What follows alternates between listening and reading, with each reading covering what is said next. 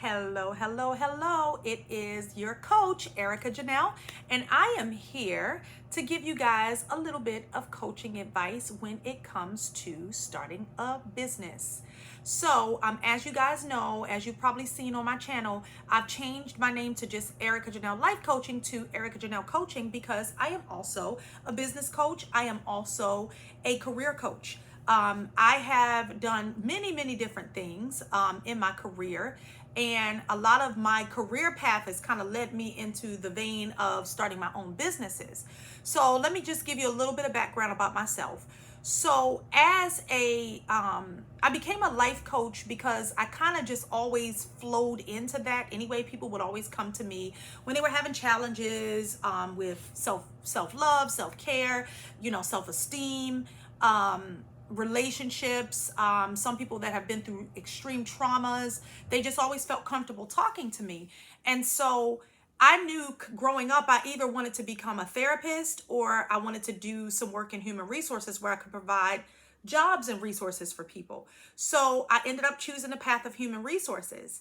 And in human resources, I still get to do a whole lot of therapy. I still get to do a whole lot of counseling because there's often times where I need to do, sorry, there's a little piece of lint in the screen. Sorry about that.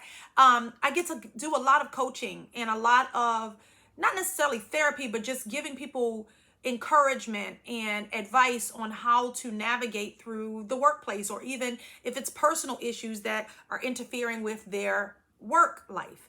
And so in the process of me doing that in HR, I've just grown in my career. And I grew from the very bottom. I started at the very bottom in HR and worked my way all the way up to the top. I am now the VP of HR for a nonprofit, which I absolutely adore because you guys, if you have been on my channel for any amount of time, you know I am very big on things that I do for the community, including my nonprofit, which we'll talk about in a moment.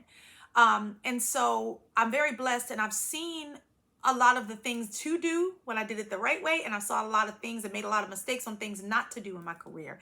So it kind of propelled me into this place of, okay, there are people, like there would be friends or people that I know that own businesses that would come to me and ask me for advice on different HR things, whether it be writing their handbooks or how to deal with staffing, if they needed somebody to do some staffing for them, payroll, how to manage payroll, how to deal with employee relations issues, unemployment issues.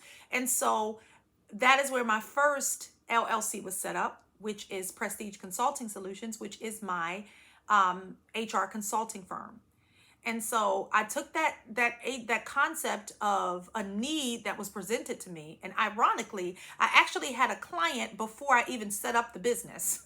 So she wanted me to do some freelance work for her to help her get her handbook and everything set up, and so there was already a need for the HR consulting firm to be started.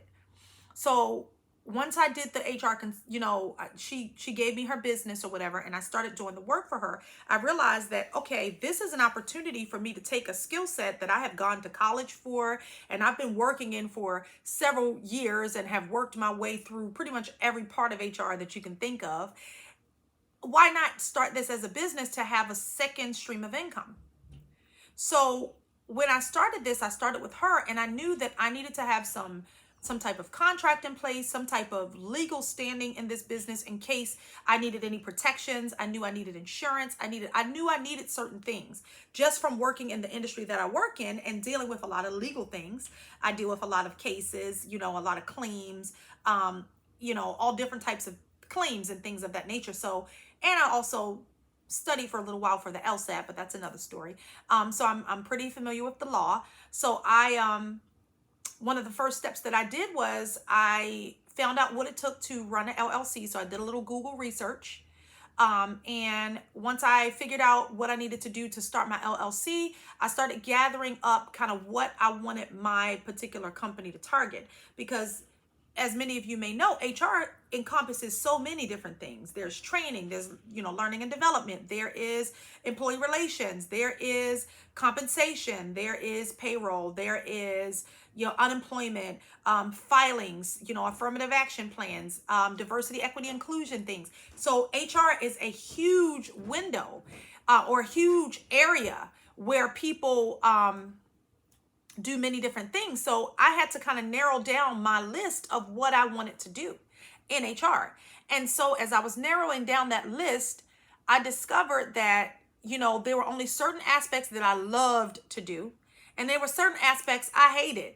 So I wanted to target my business for those things. And when I did that, I actually kind of wrote up a business plan, a little small business plan.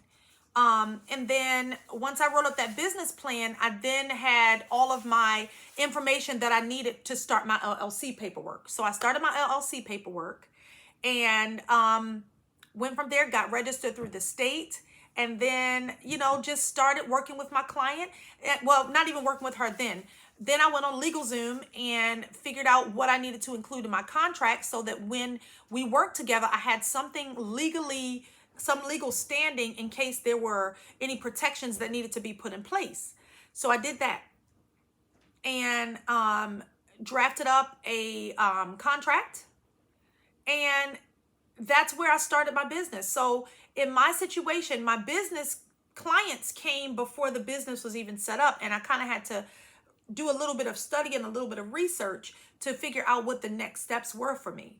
So that is one of the biggest things when it comes to starting your own business. When you're starting your own business, you have to be willing to research and do the work, the legwork. And the legwork, let me tell you, between registering your business, getting a trademark for your business, figuring out whether or not you need a website, creating social media accounts, all of those things, marketing, a budget, getting a business bank account set up. All of those things are very important but tedious parts of the business process.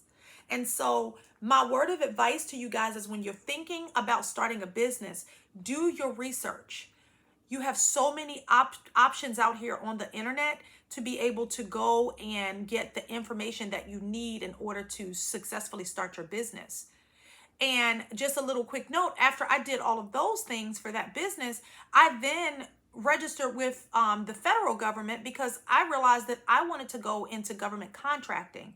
And so I attained my small business enterprise certification in my state and the surrounding states. Then I purchased my women-owned small business, disadvantaged women-owned small business, minority-owned business certifications, and all of those designations give me more opportunities when it comes to getting government contracts. So I just want to let you guys know, just because it starts with an idea, one of the things that you need to do is write down what it is that you want to accomplish in that particular job or area where you're starting that business, and then kind of write those things out, get your business plan together. You guys can use Fiverr. I use it all the time for many different services. Get on Fiverr, go ahead and get your business plan written if you don't know how to write very well yourself, but you still need to have a listing of what you want to accomplish, what your target audience is, what your services will be, all of those different things. So this was just your little mini sample of what my business coaching is going to do for you. I am actually going to go step by step and help you guys with that process, give you the resources that you need if you're not a very good researcher. So stick with me. If you guys have not, please sign up for my contact list with Erica Janelle Life Coaching, and that is ericajanelle.com. It is www.ericajanelle.com. Please visit me on ericajanelle.com. I also mention a little bit about my nonprofit, which is called Overcoming Abuse Through Healing. And so stay tuned if you want to get more information or more tidbits on coaching advice for business, life coaching, as well as a career coaching. I am your girl. All right, I'll see you guys soon in the next video.